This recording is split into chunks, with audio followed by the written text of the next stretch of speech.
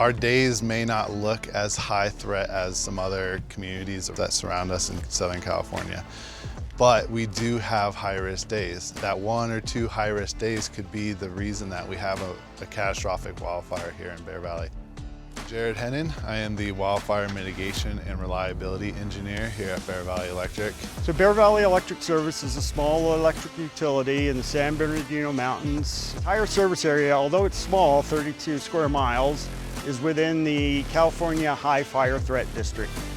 I'm Paul Marconi, President, Bear Valley Electric Service. Bear Valley has always been doing quite a bit of wildfire mitigation planning through its general rate case process. We initially used a homegrown model, and it provided us a static snapshot of the threat. It wasn't probabilistic, it was only good for a day, and we were only doing it maybe once or twice a year. We were limited to using the National Fire Danger Rating System, the NFRDS. Unfortunately, the NFRDS is a large-scale model. We really could make decisions on a circuit level. Technosylva's platform allows us to be surgical in our operations while providing public safety and minimizing impacts on our customers. Obviously, you can go outside and the weather's warm and it's dry and the winds are blowing, so we know it's a high-risk day.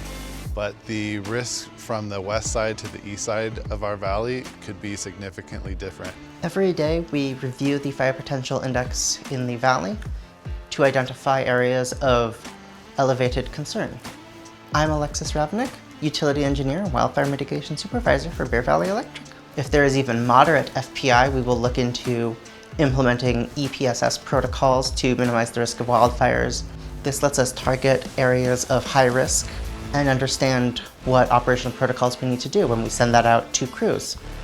September of 2022, there was a fire called the Radford Fire. It was developed behind Snow Summit, about half a mile from our line.